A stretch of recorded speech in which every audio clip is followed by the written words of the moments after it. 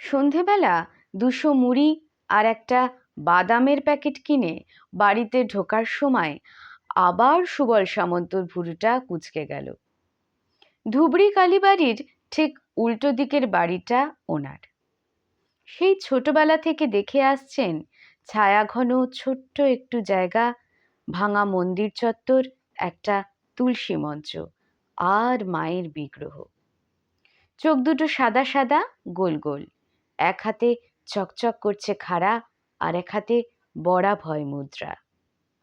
মায়ের ওই প্রাচীন মুখের দিকে তাকিয়ে জীবনের অনেক ঝড়ঝঞ্ঝায় শিবের মতো ধীতস্থি থাকার ওম পেয়েছেন তিনি। আজও প্রাচীন কালীবাড়ির সামনে দিয়ে বাড়িতে ঢোকার মুখে অভ্যেস মতো একবার কপালে হাত ঠেকালেন সুবল সামন্ত। বিড়বিড় করে উচ্চারণ করলেন, মা, মা গো। প্রবীণ সুবল সামন্ত রিটায়ার্ড মানুষ, একমাত্র ছেলে থাকে বিদেশে।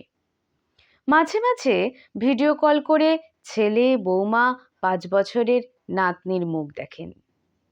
তিনি এসব পারেন না। ওনার স্ত্রী নির্মলা এই বয়সেও খুব মোবাইল নিয়ে ঘাটাঘাটি করে, সেই সব পড়ে করে দেখায়। আজ নিশ্চয়ই অনেকক্ষণ কথা বলবে অহনা। অহনা ওনার নাতনি, ডাকনাম মাম্মাম। ওনার ছেলে ফর্সা, বৌমা কালো। অহনা মায়ের রং পেয়েছে। শেষ এসেছিল বছর 2 আগে। কি বড় বড় চোখ দুটো। সুবল সামন্তর মনে হয় মন্দিরের মায়ের চোখ অত বড়, আর তারপর তার নাতনির। মাঝে মাঝে দুটো চোখের মধ্যে পার্থক্য করতে পারেন না তিনি। বাড়িতে ঢুকে সদর দরজা বন্ধ করার সময় আবার চোখে পড়ল সাইনটা। আবার ওনার চোখ কুঁচকে গেল। এটা নতুন উৎপাত। শতাব্দী প্রাচীন মন্দিরের সামনে পাড়ার ছেলেরা নিয়ন আলোয় লিখে দিয়েছে, আই লাভ ধুবড়ি কালীবাড়ি। লাভ শব্দটাও লেখা নেই, শব্দের জায়গায় একটা লাল হৃদয়ের চিহ্ন। শব্দ করে দরজা বন্ধ করেন সুবল সামন্ত। মাঝে মাঝে ওনার ইচ্ছে হয় রাতের বেলা যখন কেউ দেখবে না, টান মেরে ওটা ভেঙে দেন। শান্ত ভাব, গম্ভীর দেবস্থলের সামনে ওই লাভের চকচকে আলো মনে হয় সভ্যতার জালিয়াতি মাত্র। বাড়িতে ঢুকে নির্মলাকে একটু ভয়ে ভয়ে জিজ্ঞাসা করেন তিনি, কি গো, আজ ওরা ভিডিও কল করেনি এখনো? নির্মলা দেবী রান্নাঘরে চায়ের জল বসিয়েছিলেন। সুবলবাবুর কাচুমাচু মুখটা দেখে ওনার হাসি পেয়ে গেল। হাসি গোপন করার চেষ্টা করলেন না তিনি। হাসতে হাসতেই বললেন, প্রত্যেক বছর তোমার জন্মদিনে মনে করে বৌমা ভিডিও কল করে, এবারও করবে, একটু সবুর করো। একটু থেমে চায়ের জলে 3 চামচ চিনি ঢালতে ঢালতে একটা দীর্ঘশ্বাস ফেলে আবার বললেন, ঠিক করবে। সুবলবাবু কিছু না বলে গুটি গুটি পায়ে চলে এলেন শোবার ঘরে।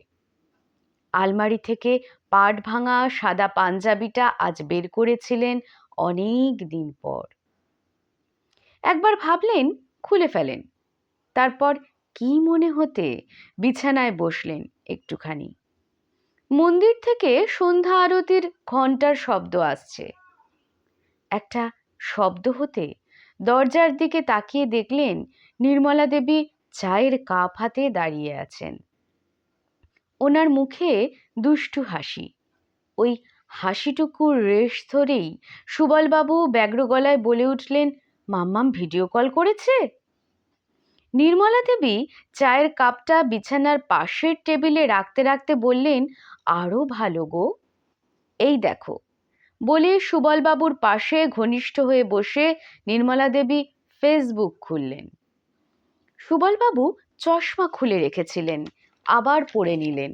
দেখলেন ওনার বৌমার প্রোফাইল, সেখানে মাম্মামকে দেখা যাচ্ছে। তার সামনে একটা ফটোটা দেখেই চিনতে পেরেছেন উনি। মাম্মামের 2 বছরের জন্মদিনে ওরা এখানে ছিল। ওনার কোলে মাম্মাম, ফটোটার সামনে মাম্মাম একটা লম্বা প্ল্যাকার্ড হাতে দাঁড়িয়ে আছে। প্ল্যাকার্ডটায় লেখা, আই লাভ মাই দাদু। লাভের জায়গায় একটা লাল হৃদয়ের চিহ্ন। উনি একবার ফটোটার দিকে চাইলেন, একবার নির্মলা দেবীর মুখের দিকে। সেই মুখে এখনো একটা বাচ্চা মেয়ের হাসি ঝিলিক দিচ্ছে। মন্দির থেকে ঘণ্টার ধ্বনির আওয়াজ এলো আবার। সুবলবাবু আর একবার ছবিটার দিকে তাকিয়ে স্বভাব সিদ্ধ ভঙ্গিমায় কপালে হাত ঠেকিয়ে বিড়বিড় করে উঠলেন। তিনি কি বললেন পাশে বসে ওনার সারা জীবনের সাথীও শুনতে পেলেন না। নমস্কার, শুনছিলেন লেখক নয়ন বসুর লেখা অনুগল্প আই লাভ, প্রযত্নে সানার গল্পের ছাপি।